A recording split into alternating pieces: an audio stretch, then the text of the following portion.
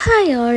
അപ്പം ഇന്ന് നമ്മളെല്ലാവരും കൂടി പോകുന്നത് സഫാരി പാർക്കിലേക്കാണ് കേട്ടോ. ഞാനും അമ്മയും അനുബേട്ടനും കുഞ്ഞാവയും എല്ലാവരും ഉണ്ട് കേട്ടോ. നമ്മൾ ഇവിടുത്തെ നാഷണൽ ഡേ ലീവിനായിരുന്നു പോയിട്ടുണ്ടായിരുന്നത്. അതുകൊണ്ട് തന്നെ അവിടെ നല്ല തിരക്കായിരുന്നു. ഈ കാണുന്ന വണ്ടികളൊക്കെ അങ്ങോട്ടാണ്. അവിടേക്ക് കയറുന്ന ഈ എൻട്രൻസ് മുതൽ ചെറുതായിട്ട് ബ്ലോക്കായിരുന്നു. നമ്മളിവിടുന്ന് നേരത്തെ ഇറങ്ങാൻ പ്ലാൻ ചെയ്തിരുന്നെങ്കിലും പക്ഷേ അവിടെ എത്തിയപ്പോഴത്തേക്ക് ഏകദേശം 10 മണിയൊക്കെ കഴിഞ്ഞിരുന്നു. പിന്നെ നമ്മൾ വണ്ടിയൊക്കെ പാർക്ക് ചെയ്ത് കാശിക്കുട്ടിനെ അവൻ്റെ ചെയറിലിരുത്തിയിട്ട് നമ്മൾ ഓരോന്ന് കഥയും പറഞ്ഞ് ഇങ്ങനെ നടന്നു പോവാം. അങ്ങനെ നമ്മൾ പ്രതീക്ഷിച്ച പോലെ കാശിക്കുട്ടിന് അധികം നേരമൊന്നും ചേർന്നാത്ത ഇരുന്നില്ല കേട്ടോ.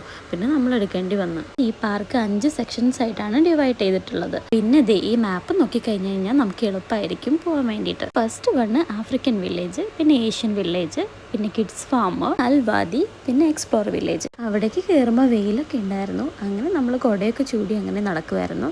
പിന്നെ ഇതൊരു ആശ്വാസമാണ്, ഈ വിസിറ്റേഴ്സിന് വെച്ചിരിക്കുന്ന ഈ കൂളർ ഫാൻ. ഇത് ശരിക്കും ഹെൽപ്ഫുള്ളാണ്.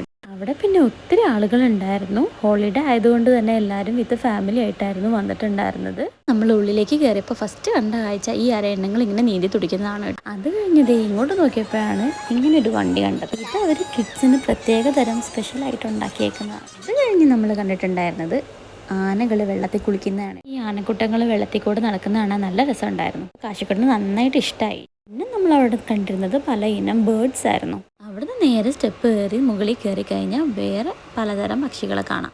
ഈ കാണുന്ന ഈ പടുകൂറ്റൻ മരത്തിൻ്റെ ഓരോ ഹോളും ഓരോ കിളികൾക്കുള്ള പ്രത്യേകതരം കൂടുകളാണ്. പിന്നെ ഇവിടെ മേലെ കൂടെ കൊടുത്തിട്ടുള്ള ഈ കവറേജ് ബേർഡ്സിന് ബുദ്ധിമുട്ടാവാത്ത രീതിക്കുള്ളൊരു പ്രത്യേകതരം കവറേജാണ്. അവിടെയൊക്കെ കണ്ടു കഴിഞ്ഞ് നമ്മൾ നേരെ താഴേക്ക് ഇറങ്ങി. പിന്നെ നമ്മൾ ഈ കളർഫുള്ളായിട്ടുള്ള താറാവിനെയും മയിലിനെയും ഒക്കെ കുറച്ച് നേരം നോക്കി നിന്നിട്ട് നമ്മൾ നേരെ നെക്സ്റ്റ് സ്ഥലം പിടിച്ചു. അപ്പോൾ ഈ കുഞ്ഞു വീഡിയോ ഇത്രയേ ഉള്ളൂ. ബാക്കി വിശേഷങ്ങൾ നെക്സ്റ്റ് വീഡിയോയിൽ കാണാം. Okay, by.